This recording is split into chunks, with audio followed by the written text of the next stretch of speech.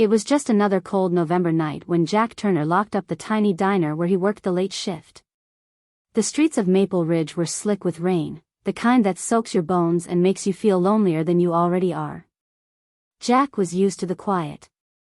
After his wife passed 3 years ago, it was just him and his 7-year-old son, Luke. Life wasn't easy. Between janitorial work in the mornings, shifts at the diner at night, and helping Luke with homework in between, Jack barely had time to breathe. But he never complained. He had food on the table, a roof over their heads, and Luke's sleepy, "I love you, Dad," every night. That was enough. That night, as he stepped outside, Jack noticed someone sitting on the curb across the street. A little girl. No coat. No shoes. Just a soaked red dress and eyes wide with fear. Jack rushed over. "Hey there, sweetheart. Are you okay? Where's your mom or dad?" She didn't speak. Just stared, hugging her knees tighter. He looked around. No one in sight. His gut twisted. "Come on," he said gently. "Let's get you warm." Back at their cramped apartment, Luke gave her his blanket without hesitation. Jack heated a can of soup and found some old pajamas from when Luke was younger. The girl didn't say much, just gave small nods, big eyes watching everything. Her name, she finally whispered, was Emily. Jack called the police to report a found child. They said they'd send someone first thing in the morning. That night, Emily slept curled up beside Luke on the pull-out sofa, while Jack sat awake, staring at the ceiling. He couldn't stop thinking about the sadness in her eyes.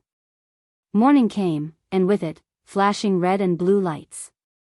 A woman in a sleek black coat stepped out of a dark SUV, her heels clacking on the wet pavement. Jack stood on the porch with Emily in his arms, Luke clinging to his side. "Emily," the woman cried, rushing forward. Emily didn't run to her. She clutched Jack tighter. A man stepped forward from the car. "Sir, you have no idea how thankful we are." Jack frowned. Who are you?" The man hesitated. "My name is Richard Campbell. This is my wife, Evelyn. Emily is our daughter." Jack blinked. "Wait. Campbell? As in Campbell Industries?" "Yes," Richard said. "She ran away from home last night. We've been searching all over." Emily's eyes shimmered with tears. She finally spoke. "They were fighting again. I just wanted to go somewhere quiet." Jack looked at the couple, dressed to the nines, standing in front of a blacked-out luxury SUV, and then down at his threadbare sneakers and flannel shirt. "She's been safe here," he said softly. "She's a sweet kid." What happened next stunned him. Emily tugged on her mother's sleeve. "Can we invite them over for dinner sometime? I want to see Luke again." Evelyn knelt down, hugging her daughter. "Of course, sweetheart." Richard stepped forward and handed Jack a business card. "I know this is sudden, but we've read about your wife's passing. Your work. What you've done for your son. You didn't know who Emily was, and you still took her in. That says a lot." Jack was silent. "We'd like to help. Maybe give you a job with better hours.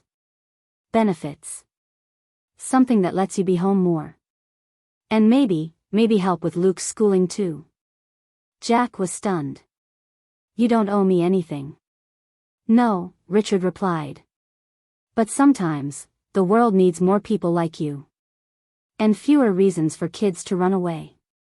Weeks passed. Jack started a new job at Campbell Foundation's Community Outreach Center. Flexible hours. Better pay. Health insurance.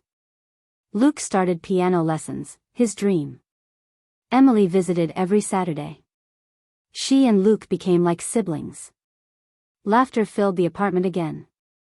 One evening, Jack sat on the porch with a cup of coffee, watching the kids chase fireflies.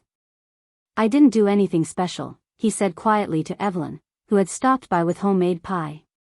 "Yes, you did," she replied. "You listened. You noticed. You cared. In a world full of people rushing past, that's rare. The world didn't change overnight.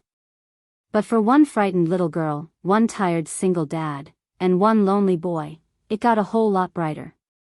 Sometimes, the smallest acts of kindness ripple into lives you never imagined touching. And sometimes, just being there is the greatest gift you can give.